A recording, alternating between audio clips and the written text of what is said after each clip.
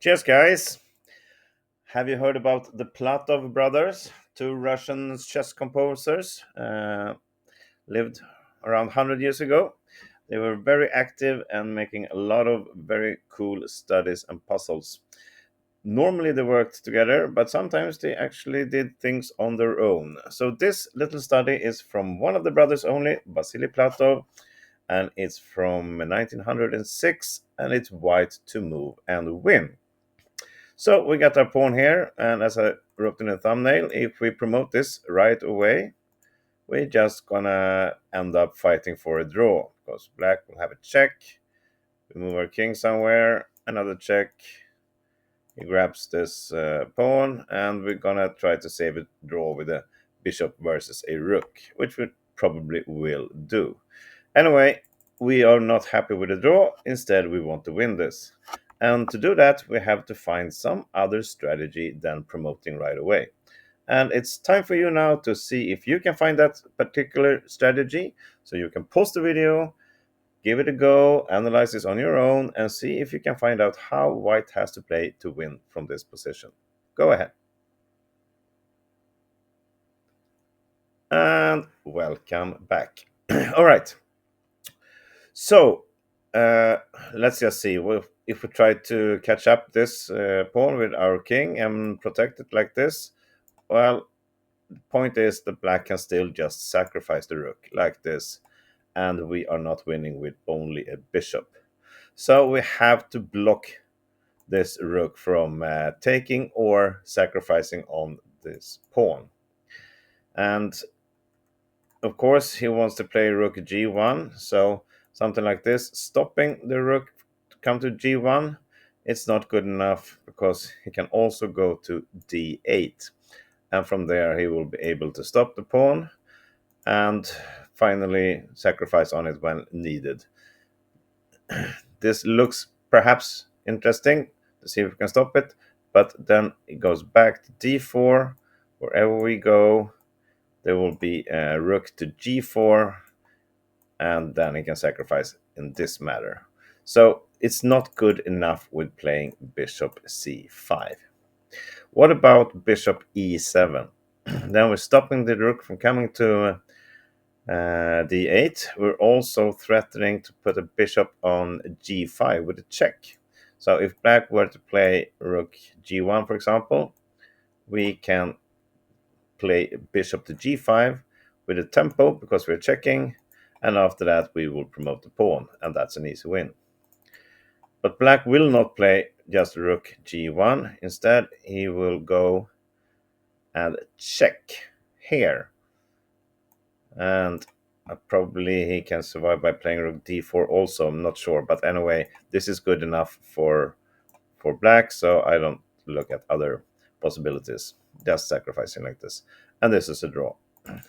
So no, the bishop cannot come to c5 and not to e7. And of course, going down here is no point.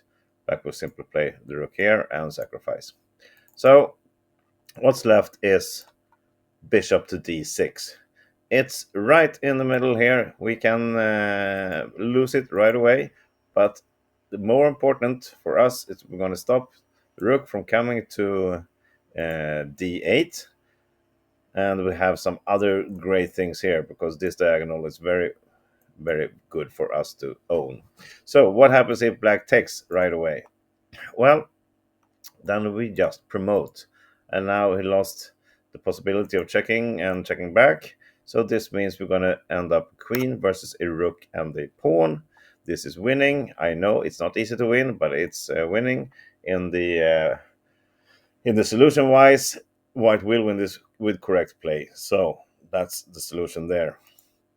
But there's of course a lot more variation to look at. Okay, so he cannot take it.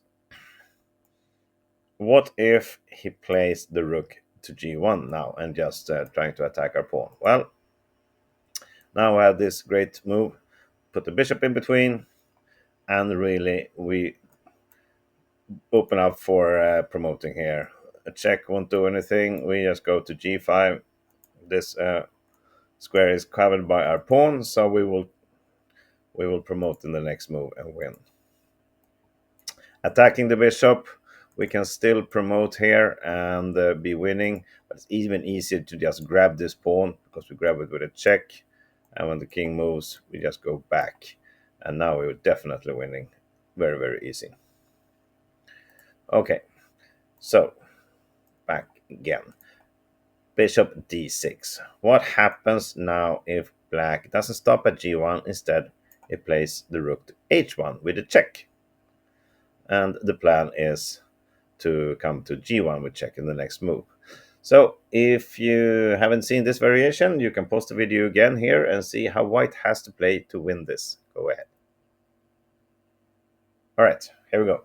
So if the king moves anywhere, we're going to face a check, and the same happens as normal. We allow him to sacrifice, and we will settle for a draw. No, we cannot move the king. Instead, we have a beautiful bishop sacrifice that we have to play here. Bishop h2. Now it's also blocking the rook from coming back, so he's very much forced to grab this with a check. But now we can attack the rook, and as you see, now it's very hard for him to stop here, but he will give it a try. He will go to h1 with a rook. Now, what are we doing? Well, we cannot promote because of the check, but also we cannot play king g2 because of rook h4, and the rook will come to g4 in the next move, regardless if we promote or not. So in this position, we have to play the king to f2. Now we're blocking him from coming here, and now he will start checking. If we go to g1, the rook will come to h4 and come here. This is a draw. If we go to g3, he will just go back and we repeat moves. That's going to be a draw also. So instead, we're going to follow up here and just not allowing black to come to the g file. If he comes down here again, well, then we simply just promote and we are winning again. So we're going to see this. It's going to be checking. And now we can grab this pawn that was really annoying us with protecting the g4 square. And when black keeps checking again, we simply go back. We cannot go down here. That will allow rook h1, and it will come to g1 in the next move. But we can do the same thing as we did before. Just follow down, and when we reach here, now we can attack the rook. And he cannot stop this pawn. So this is a long variation, very beautiful long variation, but that's how you save the draw. That's how you win after black plays the rook to h1. We have one more variation to look at also. Okay, so he cannot come to g1 or h1. We cannot grab the bishop, but he will try this instead. Rook d4 check, with the intention of going to g4. So once again, you now have a chance to pause the video and see if you can find out how white has to move and win in this variation. Go ahead. All right, so this is the last moves we're going to look at.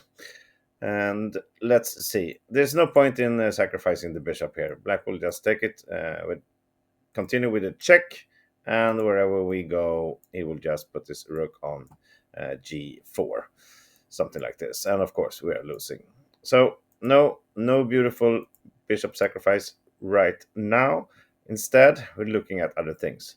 Of course, if we go to g5 or g3, immediately black will come to g4 with a check and grab the pawn. Not good enough. So we have to stick on the h file. If we go to h3 with the king, well, this is still actually losing due to the rook g4. He will take the pawn. If we try something like this with a sacrifice, black will just ignore it and move the king. And next move he will take here. And black will actually win this.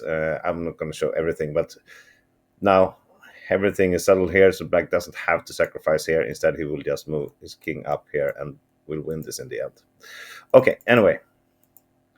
So, only last move left. We have to play king h5. And now you say, well, wait a minute, what about rook g4? Isn't this saving draw for black? No, it isn't, because now we have this beautiful bishop sacrifice.